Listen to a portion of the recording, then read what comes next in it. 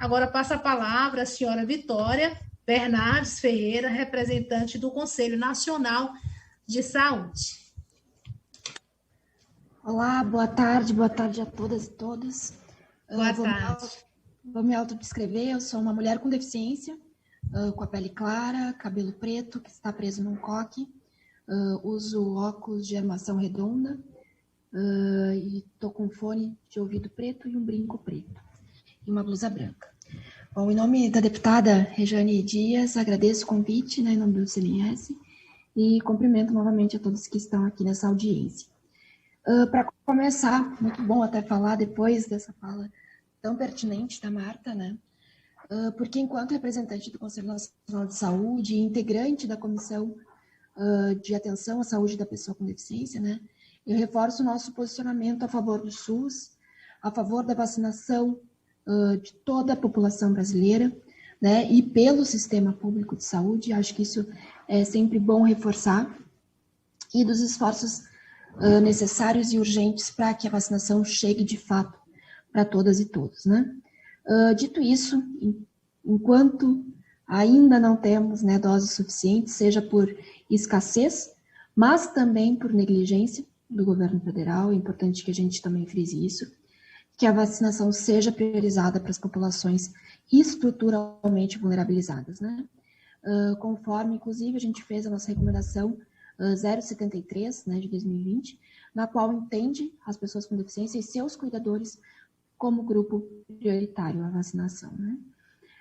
E a prioridade da pessoa com deficiência, como já bem dito aqui, ela não é uma novidade, né? Tanto ela foi entendida por essa casa, através da LBI, assim como ao incorporarem, né, a Convenção sobre os Direitos das Pessoas com Deficiência à nossa Constituição. No entanto, a gente precisa destacar que não foi respeitado ao decorrer da pandemia essa prioridade. O Plano Nacional de Vacinação contra a Covid precisar por diferentes atualizações para reconhecer a pessoa com deficiência como grupo prioritário, né, com muita luta, com muito embate, com muita organização. E vale destacar que nós somos 45,6 milhões de pessoas no Brasil, né? E falta dados sobre a infecção por coronavírus, o que impede e dificulta a adoção também de medidas voltadas à nossa recuperação. E além disso, a gente enfrenta, como já bem foi colocado aqui, né, diferentes obstáculos, entre eles a implementação de medidas básicas de higiene, seja ela em relação à acessibilidade, seja ela em relação à autonomia, seja ela em relação às coisas mais básicas, por exemplo, o saneamento básico. Lembrando que a maior parte da população com deficiência se encontra, né, por todas as desigualdades estruturais, em situação de miserabilidade, em situação de pobreza. Nesse sentido também a gente tem a dificuldade de manter o distanciamento social, como já, né, devido à necessidade de apoio, como já foi colocado aqui anteriormente, as condições de saúde pré-existentes, né, o que inclui as comorbidades, a necessidade do uso de tecnologias assistivas, como já foi colocado aqui, né, e também enfrentamos barreiras de acesso à informação, né, seja audiodescrição, libras, legendas, documentos, e-mails e formatos acessíveis, a questão da linguagem simples, né, e também acesso à tecnologia, porque se a gente sabe que as principais medidas de prevenção, né, é a caso de não se infectar por coronavírus, essas informações precisam chegar para as pessoas com deficiência. E isso são todas que acessam a internet, seja por uma questão econômica, seja inclusive por recursos de tecnologias assistivas, né?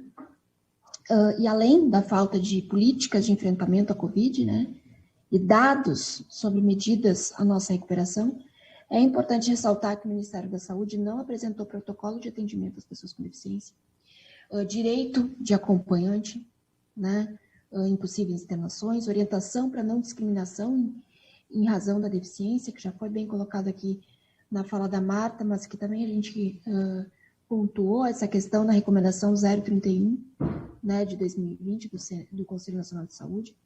E com todos os pontos trazidos até aqui, é muito preocupante saber, como já foi dito, e eu reforço novamente, que nós sairemos dessa pandemia sem saber quantas pessoas com deficiência morreram ou foram colocadas para morrer em decorrência da Covid. né? Já que não há identificação da deficiência nas notificações por infecção, né? E além disso, mesmo se houvesse essa identificação não traria dados fidedignos, né? Porque ainda, mesmo contrário ao que prevê, né, a nossa legislação, a deficiência ainda está sendo restrita ao seu modelo médico, biomédico, né?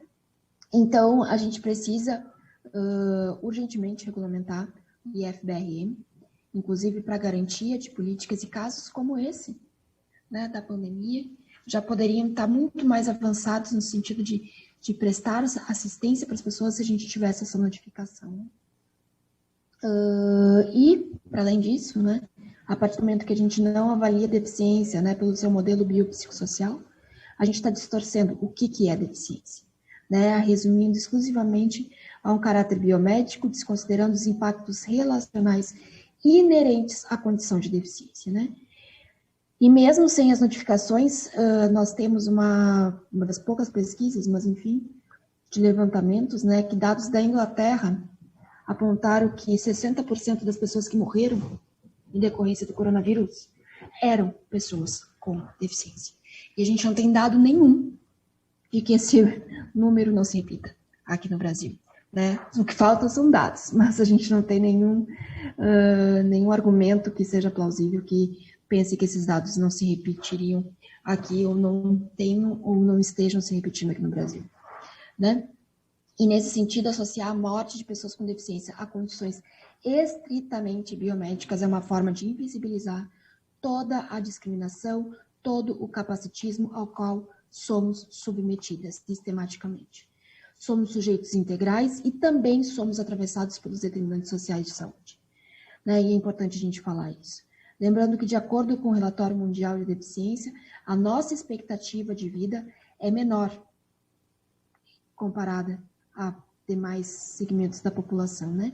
E essa expectativa de vida menor não ocorre em decorrência dessa questão biomédica dos nossos corpos, mas sim pelas desigualdades e falta de acesso, né, a serviços. E o mesmo capacitismo que nega a nossa presença em espaços e no acesso à informação, por exemplo, nos nega o acesso a direitos fundamentais como educação, saúde, emprego e, no caso da pandemia, a chance de sobreviver, né? Além de todos os pontos trazidos até aqui, né, falando de forma geral da pessoa com deficiência, é importante também reconhecer que entre as pessoas com deficiência também há desigualdades agravadas conforme a natureza da deficiência, né? E essa vulnerabilidade também precisa ser considerada. E é muito irônico, né? Porque se a avaliação para definir o grupo prioritário é pela questão da taxa de mortalidade, como é que a gente vai ser incluído, né? Não tem como, né? E mais do que irônico, é algo muito preocupante, né? Porque associado a isso, nós temos o descaso com as nossas vidas e também uma política eugenista desse governo, né? Então, a gente precisa frisar esses pontos e, para concluir, aproveitando aqui a presença que eu também saúdo aqui de Lenir, companheira de CNS, né? E que também está encabeçando a campanha, né? Que nós merecemos uma dose de respeito. Então, é isso, vacina para todos e para todas, e vacina para pessoas com deficiência já. Muito obrigada.